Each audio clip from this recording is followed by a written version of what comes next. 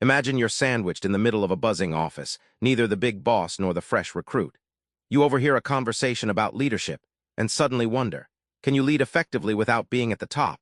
John C. Maxwell's The 360-Degree Leader throws down the gauntlet that leadership isn't just for CEOs or managers. The twist: sometimes your greatest influence comes from the middle, turning everyday work life into a dynamic power play. So what's the secret to leading upward, sideways, and downward, all at once? Most leadership books stop at the top floor. Maxwell says, no way. You can lead powerfully from wherever you stand, especially if you're stuck in the middle. But how? At an Apple store in Chicago, Ken isn't the manager, but when he teaches a newbie the secret of upselling without pressure, his team's sales spike. He's not signing paychecks, but quietly leading the crew by example. Ken's story proves leadership isn't about hierarchy, it's about influence. Think of middle leaders like the hinge on a door, small but essential. Without a strong hinge, the door won't open or close right. Middle leaders connect the vision at the top to the action on the ground, ensuring both sides move in sync and nobody gets stuck. When you learn to lead in every direction, up, down, and across, you don't need a fancy title.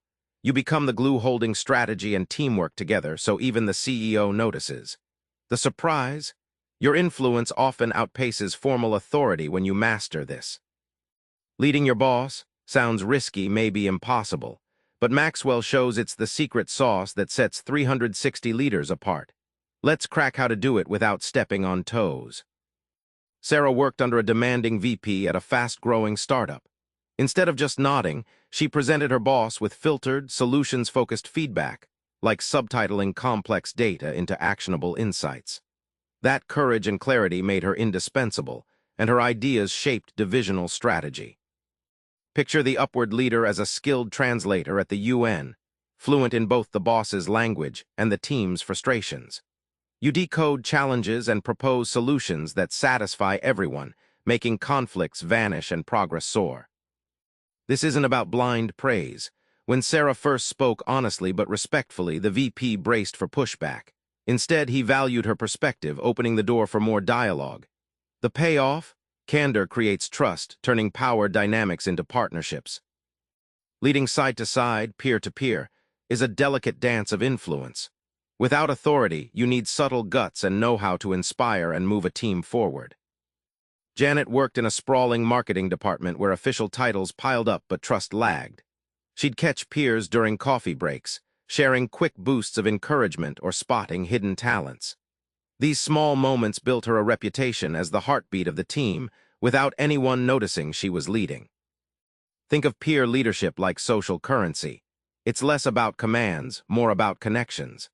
Like Janet's informal chats, leadership currency floods through trust, respect, and shared goals, turning casual relationships into a network of movers and shapers. The magic: when peers rally behind an idea, they create a ripple impossible to ignore. Janet's colleagues began adopting her enthusiasm, elevating projects organically.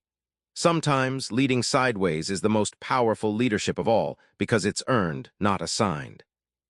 Remember Ken in that Apple store? He was CEO, but the team followed him.